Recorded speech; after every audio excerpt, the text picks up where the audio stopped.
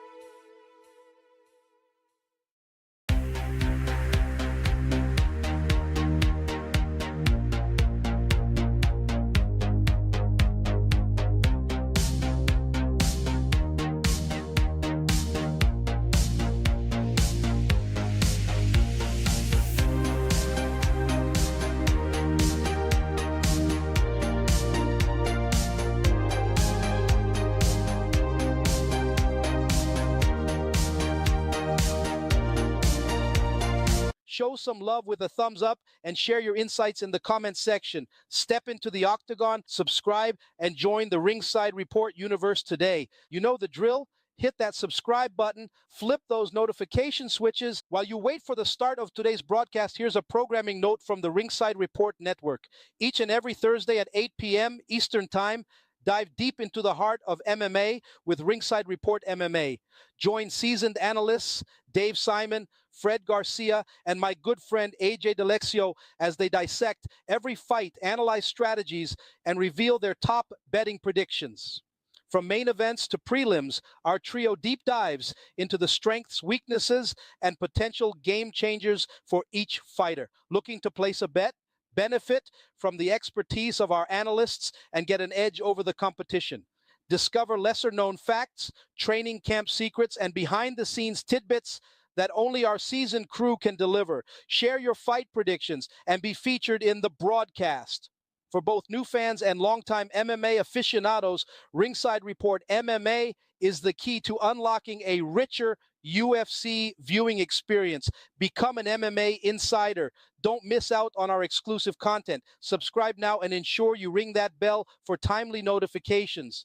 Show some love with a thumbs up and share your insights in the comments section. Step into the octagon with the best in the business. Subscribe and join the Ringside Report universe today. Here's a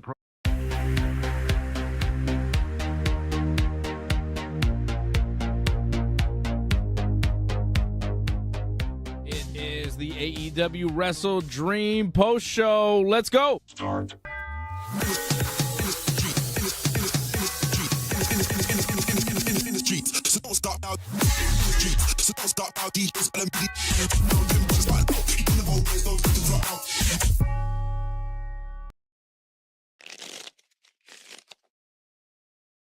Yes, indeed. Welcome to the show.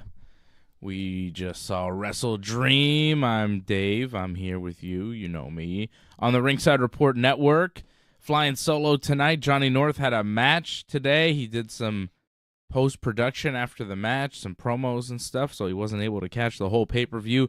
So I am rolling solo tonight. I'm sure John is watching somewhere, nursing his wounds after a big match, great match that Johnny had. Unfortunately, came out on the losing end to his opponent. John hit his finish, but didn't go for the cover. He needed to go for the cover a little bit quicker, and maybe he would have won today at the Torture Chamber Pro Wrestling Show in Laval, Quebec. Great to see my partner in the Ringside Report Network in Wrestling Uncensored in action in the ring. We all enjoyed it. Everybody enjoyed it. AJ was there. My son was there. My father was there. What a great time seeing Johnny North in action. Lots of Johnny North today. No Johnny North tonight for us, though. That's what it means when John has a big match. He has to rest. He has to recover. And he also didn't catch the whole pay-per-view.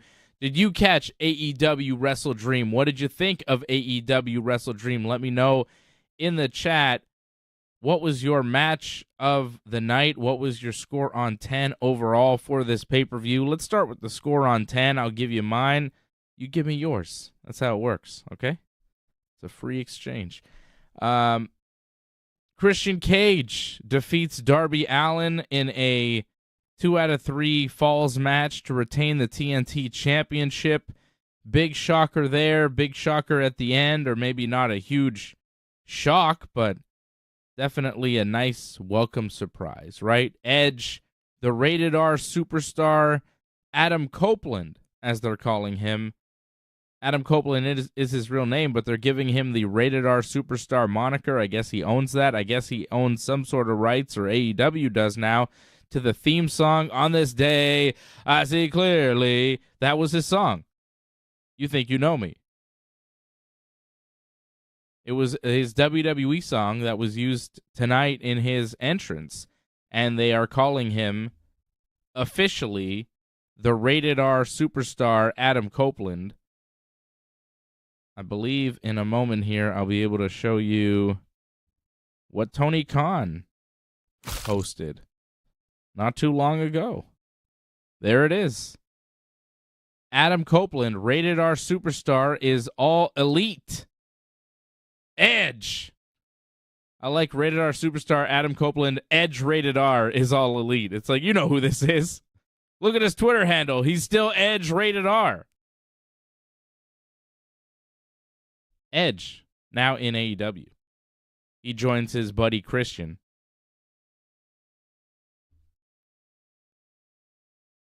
Where are we here? Am I on the right one? He joins his buddy Christian in AEW, but he's not with Christian, right? He's opposed to Christian. He came out, and I think the production team's switched me. Yeah, there you go. I don't know how to get back to the other one. I don't know how to get back to this one. I had a button thing. Anyways. Edge came out at the end of the show to be in opposition to Christian, to team with Sting and Darby Allin,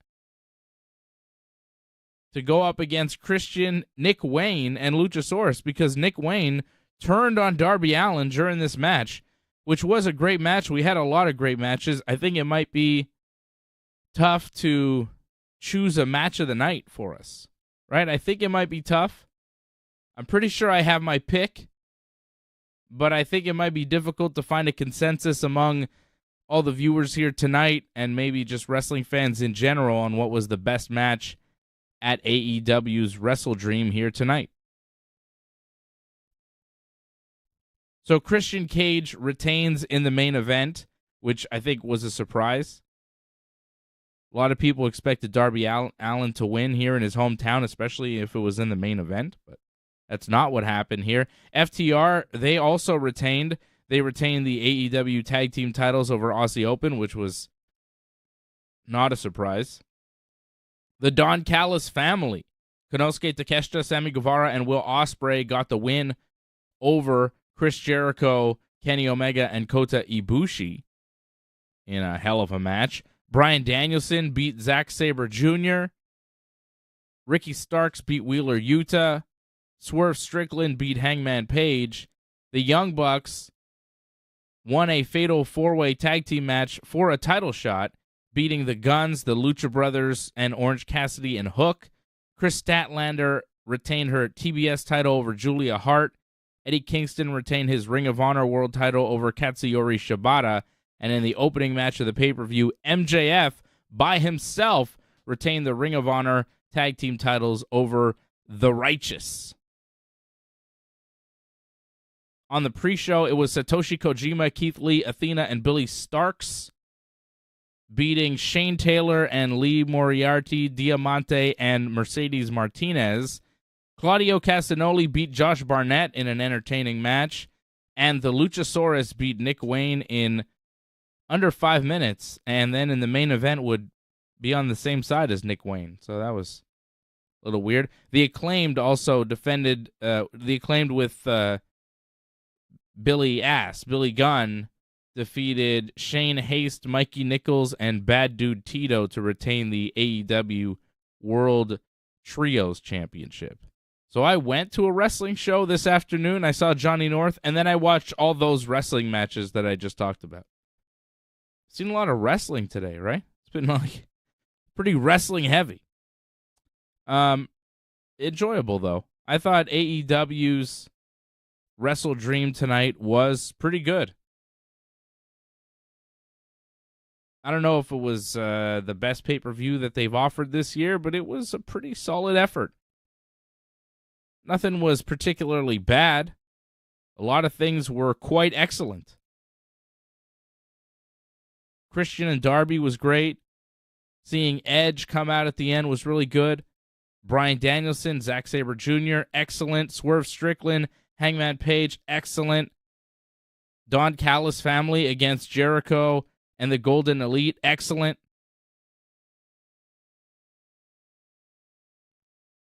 A lot of good stuff here on the pay-per-view tonight. So, I think I'm going to give this one a solid 8. I'm giving this one an 8 on 10. Let me see your scores on 10 in the chat. Let me know what you thought of this. I'm seeing Lauren in the chat on YouTube. I don't see many others. Where's everybody in the chat? I know you're watching. I'm not seeing a lot of chatters, and I'm solo here, guys. Come on. I got no Johnny. Let me know what you thought about the pay-per-view. You know, or not. Stay quiet and just keep watching whatever you want. But I'm telling you what I thought. It's an 8 on 10 for me. I thought we had a lot of good matches. You know, I don't think you give it a higher than an 8. I think 8 is fair. I think it would have needed better matches overall to get higher than that. You know, because we did have some good matches, but there was a lot of stuff that could have been excluded from this pay-per-view. I thought FTR Aussie Open was okay, but no one really expected Aussie Open to win. The match was good, but it just... They were in a tough spot, too, in between a lot of really good matches just before the main event. So they were in a tough spot. But Ricky Starks, Wheeler Yuta, it was like nothing was bad. I'm just saying they weren't matches that blew you away. Chris Statlander, Julia Hart was pretty good, but nothing exceptional. Eddie Kingston, Shibata, MJF, The Righteous. I think we would have needed a little bit more sizzle on this card. Maybe some bigger matches as well, because the build to this wasn't the best. So I think that, you know, there were certain things for this pay-per-view that were lacking. Maybe another surprise or two other than Edge. but I'm saying it's an 8 on 10. I'm not saying it's a bad pay-per-view. I'm just saying why it's not a 10. And I think AEW is the only wrestling promotion in the past 5 years that I've given a 10 on 10 pay-per-view to. Only one. It was All Out a couple years ago or something. Johnny North would know. But he's not here with me. He's always here to back me up, Missing Johnny tonight. Got a super chat from Harold Schneider. He says 7 on 10, dropping the 7, giving it a 7 on 10. That's a solid score for this thing. I liked it. 8 on 10 for me because some of the matches were just so damn good. Bryan Danielson and Zack Sabre Jr. for me was the match of the night. Throw that out there as well.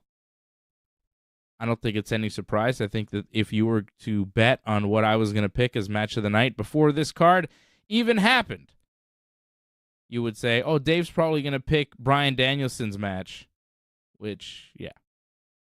Sorry. But, I mean, his match with Zack Sabre Jr. was one of the greatest technical wrestling matches you will ever see. And not only is Bryan Danielson one of my favorite wrestlers going today, but Zack Sabre Jr. is up there too. So good. I love that style. That's my style of pro wrestling. That technical style, that pure grappling style, where they're exchanging real holds, where you don't see through their wrestling. It's not obviously fake. Where you can actually take some of their stuff that they're doing in their match and use it in a real grappling scenario, and it will work. Believe me. I have seen Zack Sabre Jr. do things, and I have used some of those things in a real grappling situation, and they have worked. So I'm telling you this from experience. These guys are real grapplers. They have real skill, and they displayed that skill tonight, and that's what I'm a big fan of, especially in pro wrestling. There's nothing more enjoyable for me than some real grapplers in pro wrestling, and I really enjoyed watching Bryan Danielson, Zack Sabre Jr. I thought it was match of the night on a night where it had some real competition. It had some real competition. That dragon screw leg whip that Bryan did on Zack Sabre Jr., incredible. And as I say that, Johnny North in the chat, he says he didn't see the match, didn't see much, but that dragon screw, dang, he says. I guess he saw the clip. I know I tweeted it out. If you didn't see it, you can follow me on Twitter there. It's on the screen. You can check it out. I don't think I could show it because it's AEW property, right, type of thing. But, wow. That dragon screw leg whip was nasty. And they did a lot of nasty stuff to each other. They hit each other really hard. Bryan kicked Zack Sabre Jr. in the head a bunch of times. Incredible match. Not just grappling, but also some real strong style wrestling. I think Antonio Inoki would have really enjoyed it. I don't think that there's a wrestler or wrestling fan that could watch that and say, yeah, that wasn't good. That's not for me. I mean, there's always one guy out there, right? But few and far between. That match was pretty damn excellent, and I would say a perfect pro wrestling match of the night, and maybe match of the year. It was everything that you would want in a match, except for, more of a build, more of a story, and more of a consequence to the win and the loss. Because Bryan having won now, come Wednesday night, it doesn't really add much for what he's done in AEW because Zack Sabre Jr. is not an AEW wrestler. It's cool that Bryan won. It's cool that we had this match. But I don't know how it affects their general story in their respective wrestling companies. Like, what does this do for Zack Sabre Jr. even in New Japan? I think it does something for the story of Zack Sabre Jr. and Bryan Danielson, and hopefully we get to see them wrestle again. And this match will be obviously a huge chapter in whatever we see next. Excellent match. Match of the night. Bryan Danielson is the best. best wrestler of all time. And I always hesitate before saying that because I think, oh, Bret Hart. But I think at this point, Bryan has possibly surpassed Bret. Hard to say. Hard to admit to myself, but I think it may be true. Body of work? I don't know. It's pretty close. It's pretty close. I'm debating this in my mind. Who's better, Bryan or Bret? Bryan or Bret? And it's a constant struggle. I don't know. I don't know who I think is better. But they are my two favorite wrestlers ever. Just to watch them in the ring. I don't know who's had better matches in pro wrestling, in the history of pro wrestling, than Bryan Danielson and Bret the Hitman Hart. And Bryan had another classic tonight with a classic opponent in Zack Sabre Jr. Nearly 23 minutes. Bryan pinned him. Hit the Busaiku knee. They just called it the running knee in WWE.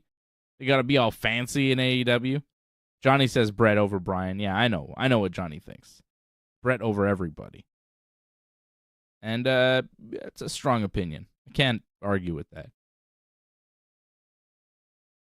The Busaiku knee from Bryan, a second one in a row to Zack Sabre Jr., was the nail in the coffin, and Bryan won.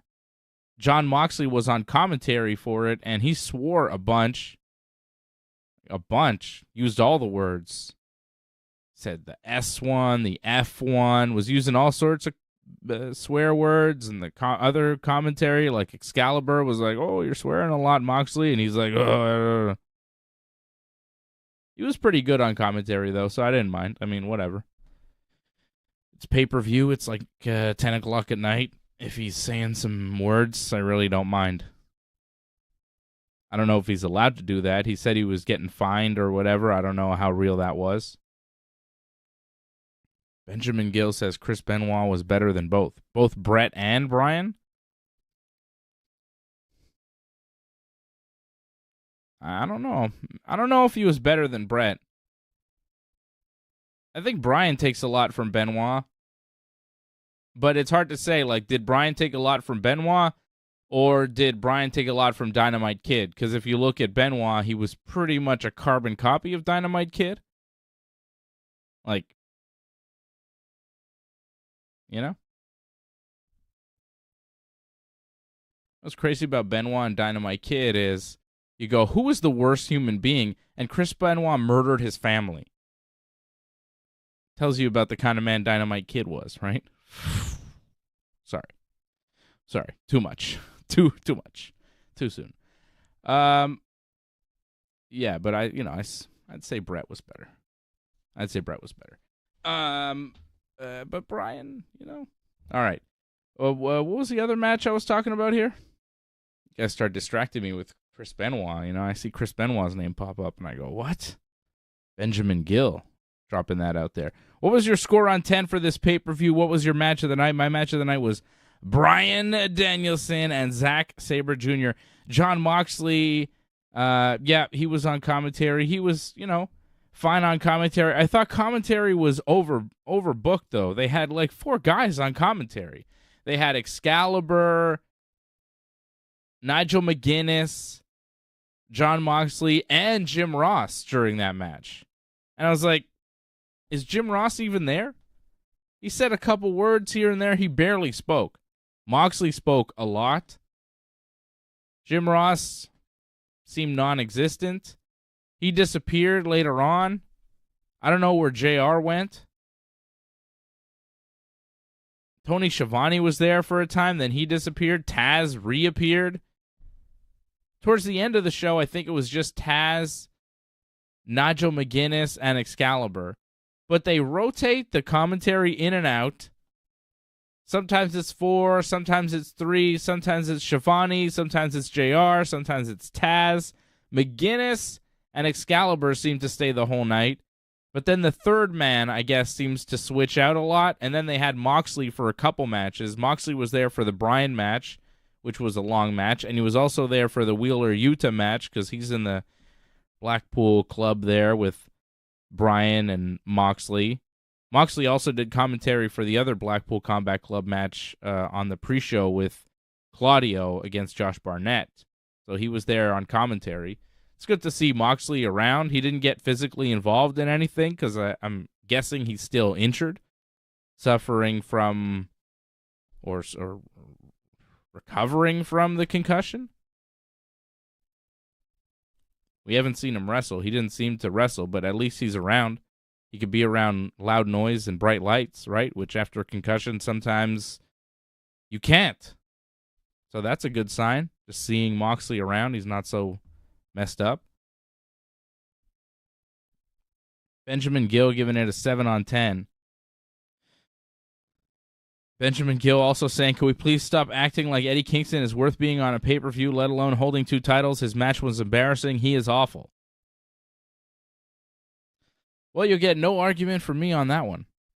Probably why I read your comments, because I don't get it. I'm not an Eddie Kingston fan. I don't really understand what the appeal is to Eddie Kingston. He was on this show. He wrestled Katsuyori Shibata. It was a forgettable match, and I really like Katsuyori Shibata. So, yeah, Eddie Kingston won. He retained his Ring of Honor World title. He's the Ring of Honor World Champion. The match was not great. I would say it is the match that I enjoyed the least of this whole pay-per-view. Yeah. I'm not here to bury Eddie Kingston. I'm just saying I didn't love that match. I've buried Eddie Kingston enough. And Benjamin Gill on the chat just did it for me. So I think we're good on that. And I think that's all the time we need to give that match. Like, I just don't care about the Ring of Honor World Championship at all. I don't know how many people do. Some people like Eddie Kingston. I don't know how many people do. But, some people were arguing with me saying, no, he should be the AEW World Champion. And I said, I don't know about that. I think if AEW has Eddie Kingston as their World Champion, people are going to be looking at them like a real second-rate, maybe third-rate, fourth-rate company. The World Champion matters. Who represents your company matters. Even if you are throwing them in a meaningless 2-on-1 match for the Ring of Honor tag team titles, MJF beat the Righteous. It was all right. He did his kangaroo kick, cheated to win a little bit. 2-on-1 against the Righteous because Adam Cole is injured, so MJF retained the Ring of Honor tag team titles. The crowd just loves MJF. He's so over. He's gigantic as a babyface right now. It's too bad that on this pay-per-view, the world champion doesn't really have anything to do, but they had a lot of other stuff going on this show, so I guess they could skip it. MJF cut a promo before the match that I think was the real story of MJF's segment, not really the match that he won, which I expected him to win and retain the titles. I think the real story of MJF tonight was that he cut a promo before the match saying that he wasn't behind the attack on Jay White on Dynamite. He says someone broke into his locker room and stole that mask, but he wasn't the guy who attacked Jay White, and he has no reason to do so. So I think that was interesting, the denial there from MJF, because that was certainly a mysterious cliffhanger that they left us with on Dynamite last week, right? So that was something. But that MJF match, kind of nothing. The Eddie Kingston match, kind of nothing. The Chris Statlander match with Julia Hart, I never expected Julia Hart to win this title. It was okay. She hit her with 2 pile drivers to win. I thought the finish was a bit of overkill. You have to hit 2 pile drivers to beat Julia Hart? Really? She hit her with a tombstone and then her Sunday night special pile driver finisher move. I guess that's how you retain and win titles in AEW these days. You just drop people twice on their heads. I mean, this wasn't Rey Fenix, Jon Moxley, but 2 pile drivers in a row? Undertaker only ever needed 1 to beat people, Chris Statlander. Undertaker beat Giant Gonzalez with 1 pile driver. You need to beat Julia Hart with 2? She's no Giant Gonzalez. Let me tell you. That guy was a giant. Go back. Go back, kids. WrestleMania 9. Go watch Giant Gonzalez versus Undertaker. Or don't. Don't. It's not good. It was not a good match. Undertaker hates it. So yeah, Statlander retained her title. It was what it was. And then the pay-per-view started picking up. Like, it opened with the MJF match, then we had the Eddie Kingston match, then we had the Statlander match, and it's kind of like, all right. This pay-per-view lost points on the first 3 matches. But then it picked up. We had the 4-way tag team match. Young Bucks beat the Lucha Brothers, the Guns, and Hook and Orange Cassidy. Phoenix, at one point, was selling a shoulder injury and just disappeared. I don't know if he's really hurt or he's selling an injury because he's going to drop his TNT title that he just won from Jon Moxley. I don't know what the deal is exactly with Rey Fenix, but he left the match and never came back. And he's supposed to defend his TNT title against Nick Jackson on Dynamite this week. Young Bucks have a lot of of title shots in the chamber because Nick Jackson has that TNT title shot that he earned on a 4-way last week on Dynamite that he's going to get this week. And then the Young Bucks win this match to get a future AEW tag team title shot, which will be against FTR. Because FTR won their match, retained the AEW tag title, so Young Bucks and FTR will wrestle again for those AEW tag team titles. Will the Bucks take them from FTR? I don't think they need to. I think that they might. The more times the Young Bucks and FTR wrestle, the more opportunities you give the Young Bucks to beat FTR. Like, if the issue was done between the Young Bucks and FTR, if Tony Khan thought, yeah, we're done with Young Bucks and FTR just wins, they may have moved on by now. But they're not moving on. They're revisiting. So it makes you wonder, like, okay, maybe the Young Bucks are eventually going to take the titles back from FTR. You just have to give FTR a few wins beforehand, or a win over the Bucks. But the Bucks have earned themselves another title shot. And I think, you look at FTR and then you look at the AEW tag team division, the Bucks are one of the very few tag teams that you could believe as the ones to take the belts off FTR right now. I think the Guns, doesn't really make sense. They just lost to FTR. They lost the belts to them, and they haven't really been booked super strong since. Hook and Orange Cassidy, they were a new team that I thought maybe they'd give a match against FTR. I thought Hook and Orange Cassidy were going to win this match because Hook tends to win, and Orange Cassidy just lost his belt, and you would think they want to keep him strong, but they did not win. But I thought you could just do Hook and Orange Cassidy against FTR on an episode of Dynamite or Collision and have them lose but have a good showing. The Lucha Brothers, could have won, but once Rey Fenix disappeared, I thought maybe not. But then the Young Bucks win. And now we have the Bucks against FTR. I could see them taking the belts off FTR. But at the same time, I could see FTR holding on. So that's always an interesting program. Let's talk about Edge for a second here.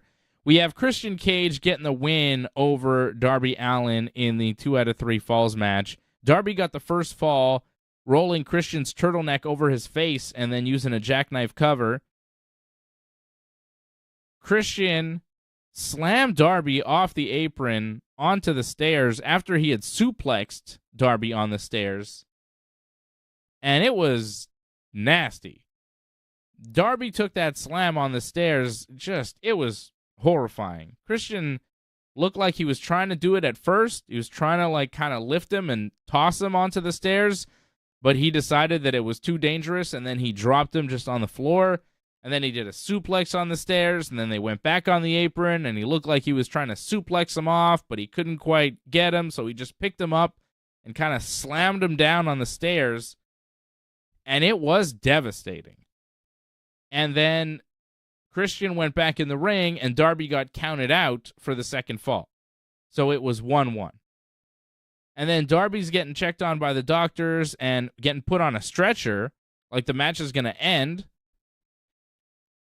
But then Christian starts lifting up the padding from the ring to expose the wood that makes up the ring underneath. So there's wood, and then Christian does a frog splash off the top rope onto Darby, who was on a stretcher on the floor. And then he brings Darby in the ring and hits the kill switch on the exposed wood on Darby, and Darby kicks out at 2. Which was a really good false finish, because at that point, it's like, well, he's dead. He's getting stretchered out. You just frog splashed him and then hit your finisher on some wood. He's probably done now, but no, he wasn't. He kicked out. And then Darby hit Scorpion Death Drop on Christian, and then the coffin drop on Christian, still in that exposed wood ring, and Christian kicked out at 2. And then Christian accidentally speared the ref, so he took the opportunity to hit a low blow on Darby and go for the TNT title belt. Nick Wayne then came out and took the TNT title from Christian before he could use it as a weapon. And then Darby told Wayne to use it on Christian, but instead of listening to Darby, Nick Wayne turned and hit Darby with the belt. And Nick Wayne's mom, who was in the front row, who threw a drink on Christian earlier in the match after Christian went in for a kiss. Nick Wayne's mom was in shock, and the crowd was in shock, and then Christian pulled the nearly unconscious referee over to count the 1, 2, 3 to get the win. It was a fun match, but Johnny North asking a very important question because he didn't see the match and he's hearing my description. Was this a no DQ match? No, Johnny North, this wasn't a no DQ match because Darby got counted out for the second fall, and Christian, once the ref got bumped, that's when he decided to use the belt as a weapon and use a low blow on Darby Allin. So it wasn't a no DQ match. Yet, they were allowed to wrestle on a ring with no padding. So after Darby gets counted out for the second fall and he's about to be stretchered out, Christian hits the frog splash. But while Darby is getting medically attended to, Christian has lifted all the padding off the ring. So at this point you figure, well, the match should be over by the rules of the wrestling. But no, Christian frog splashes Darby on a stretcher, brings him back into the ring, and they keep wrestling to determine the third fall. Even though they're wrestling on a busted-up ring, the referee seems to think this is all fine. It didn't make a lot of sense. But it did provide for some exciting spots, So, I think some people are going to have a problem with this match because of the lack of logic with the rules. I know Johnny North is a real stickler for the rules. There are a lot of sticklers for the rules out there. But I'm willing to forgive it because it was fun. And it's not like he was hitting him with a chair right in front of the referee's face. He lifted the padding from the ring, and the match just happened to keep going on. I don't know. I mean, why are you allowed to keep attacking a man who's on a stretcher, and then why is the referee just allowing that match to continue? If somebody was on a stretcher during a UFC fight, if the fight had to be stopped because a guy was so hurt, and they put him on a stretcher, which you never see, by the way. You never see guys put on stretchers in the UFC. Maybe backstage, but not ringside.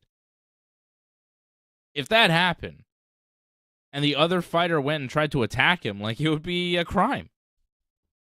But in AEW, it's yeah, whatever. It's fine. So, it's wrestling. Sometimes things are, you got to suspend your disbelief with some of the rules. So Christian wins. Nick Wayne is with Christian.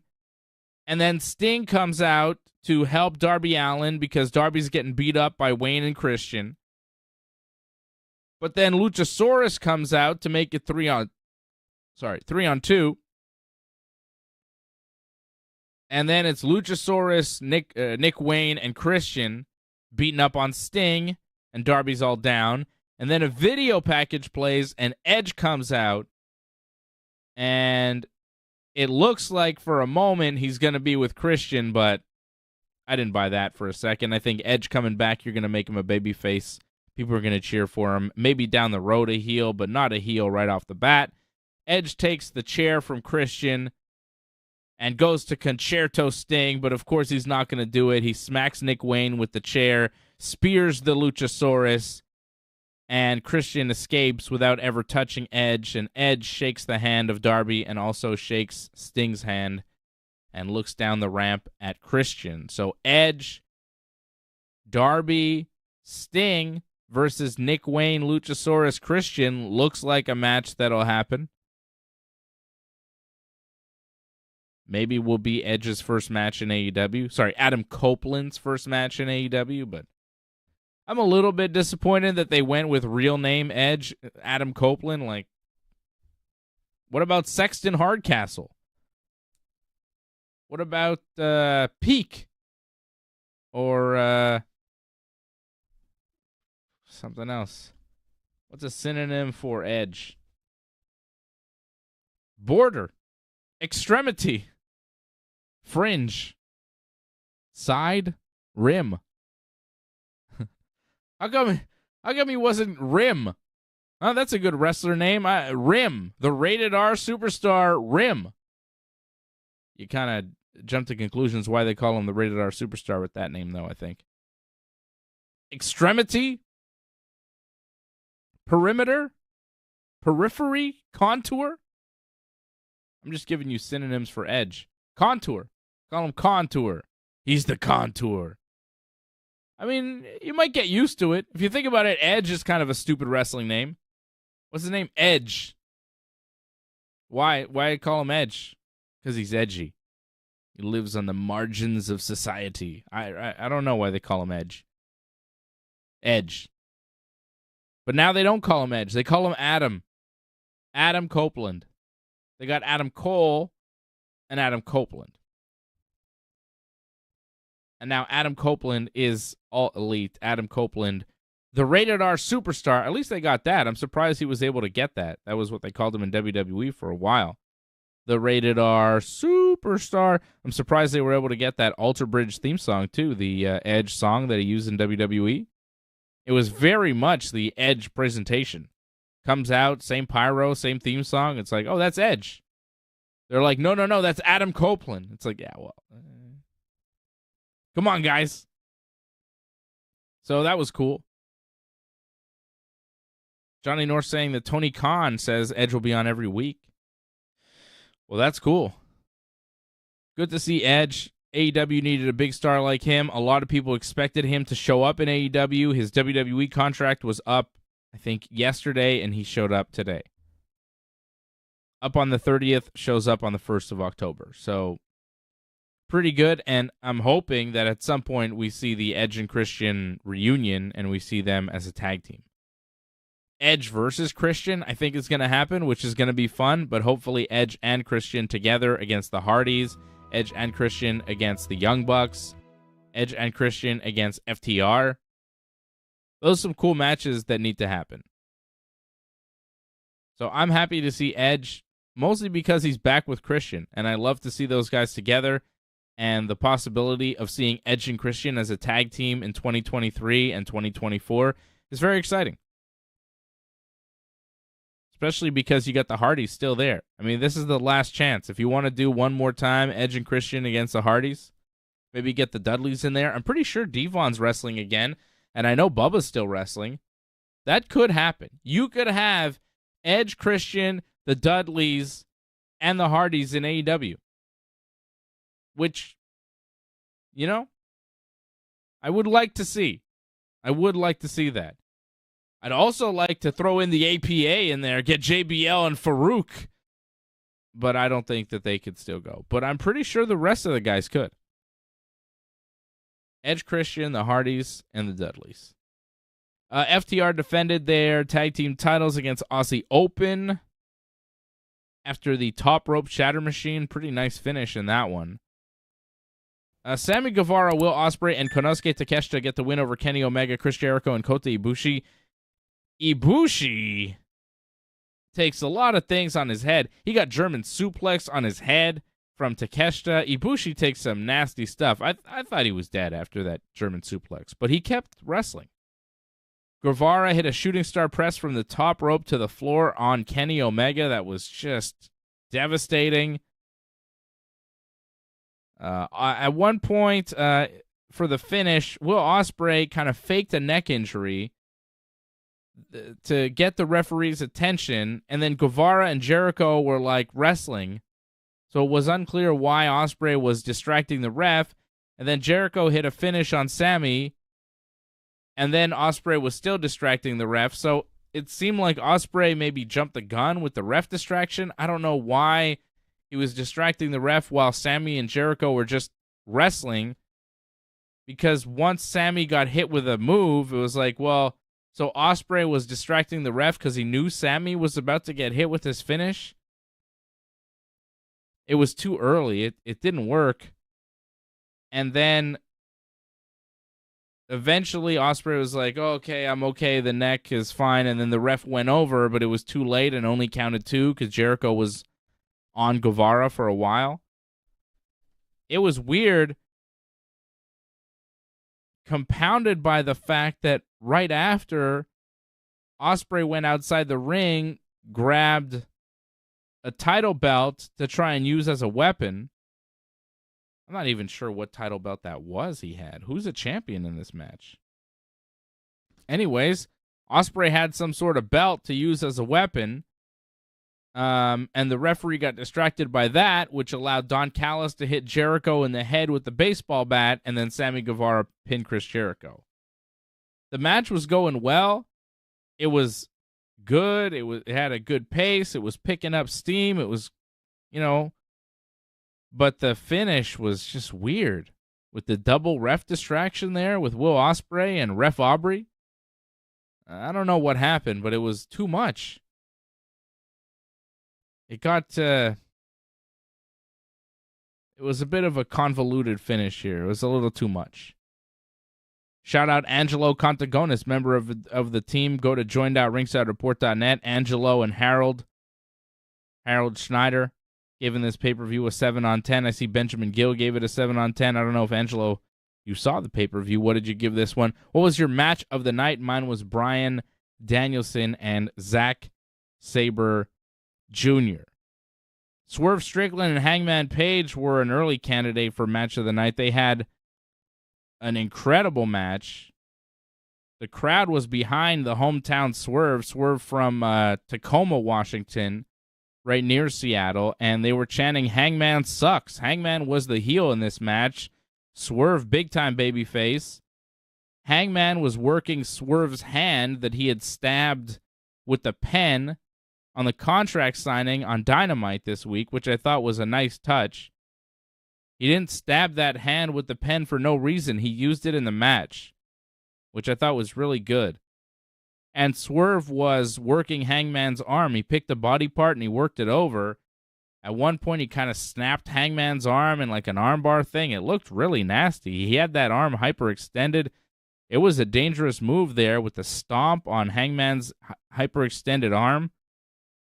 Really good stuff from Swerve and Hangman in this match. I'd say it was the second best match of the night. If not for Bryan Danielson and Zack Sabre Jr., I would have given match of the night to Swerve and Hangman. Hangman eventually did hit the buckshot lariat with his injured arm, but Prince Nana, the dancing manager, put Swerve's foot on the ropes to break the count at 2. So Swerve didn't lose there after getting hit with Hangman's finish. Prince Nana was then ejected from ringside, but the referee was distracted ejecting Nana, so Swerve grabbed some kind of crown that Prince Nana had and hit Hangman in the face with it. And it looked like it was over. He went to cover him, 1, 2, and Hangman kicked out. But Hangman was hurt, and he was down. Swerve hit 2 running kick things, and then a big pickup, drive down, finisher move. I'm not sure what he calls it, but it was a nice move. Hit him with it. Looked like his finisher. 1, 2, 3. Swerve gets the win. Crowd loved it. Swerve wins. Big win for Swerve, beating a former AEW World Champion in Hangman Page, one of the top stars in the company. But at the same time, Hangman doesn't lose face too much because they did cheat to beat him. So I thought that it was well done from all perspectives. Swerve wins a lot. Hangman wins by losing because he has a great match and doesn't lose completely clean.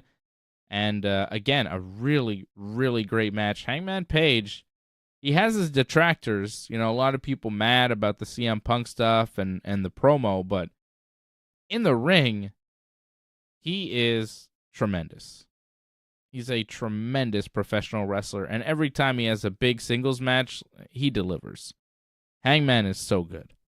And Swerve is really good, too. A great moment for Swerve tonight. That must have felt really good in Seattle, getting the win over Hangman. Crowd going nuts for you.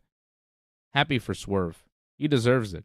He's a hard-working wrestler, been in wrestling for a long time, had that run in WWE, got released by the WWE, and now shows up in AEW, and he beats a former world champion. Hasn't been there for that long. On pay-per-view, big match for him. Hopefully they do something with him. I like Swerve. I think the promos need a little bit more something. But in the ring, he is one of the top guys in the company, one of the top guys in the world. Look what happened to that Hit Row group without him. It fell apart. It fell apart. Ricky Starks got the win over Wheeler Yuta over Rochambeau. Good match. Didn't really need to be on pay-per-view, though. Don't really understand why it was. Like, it was good, but there was no reason for it. And on the pre-show, I really enjoyed Claudio Castagnoli over Josh Barnett. Claudio got the pin over Barnett. Barnett did a post-match promo, complimented Claudio, talking about how good he is, but seems to want a rematch one day, maybe at Josh Barnett's Bloodsport. I could see that taking place. If you don't know who Josh Barnett is, you better ask somebody. Former UFC heavyweight champion, been a pro wrestler for a long time, been an MMA fighter for a long time, and he's just an all-around legend of combat sports. So, Josh Barnett, a big-time star. I know a lot of people were like, why is this match happening? Well, who is this guy? Well, what is this? But I was excited for it because I'm very familiar with Josh Barnett. I've interviewed Josh Barnett. I met Josh Barnett. Big dude. Nice dude. Big dude. And hell of a fighter. He was a hell of a fighter. In his prime, man, Josh Barnett was a killer. And still, I was worried for Claudio in there. Like, hey, Josh Barnett could do some real damage to you here, Claudio. Be careful. But Claudio is a beast. He's a beast in his own right, and that match was really good.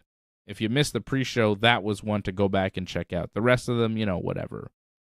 But Claudio and Josh Barnett was a lot of fun. 8 minutes. It's free on YouTube. It was good.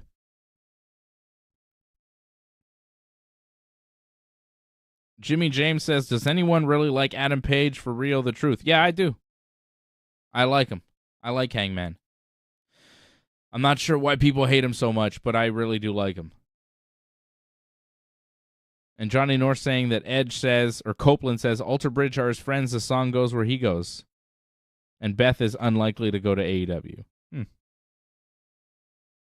I guess Edge is doing a press conference. And Johnny North says, I'd expect AEW ticket sales for Montreal to go up now. Yeah. Oh, we get to see Edge. Oh, the pop for Montreal, for Edge in Montreal is going to be gigantic. I'm very happy that Edge is coming back to Canada to wrestle. He's going to wrestle in Montreal. He's got to. In December, AEW's coming in early December. Oh, man, Edge is going to wrestle on one of those shows. Oh, that's going to be good. I once saw Edge defend the World Heavyweight Championship at the Bell Center against Chris Benoit. Now that was a hell of a match, brother, let me tell you. But whoever Edge is wrestling on Dynamite or Collision or Rampage or whatever he's doing in Montreal, I would expect him to be wrestling a match, and I'd expect it to be pretty damn excellent. So, yeah, John, that's a good point. Now that Edge is there, ticket sales should go up, especially for Canadian dates.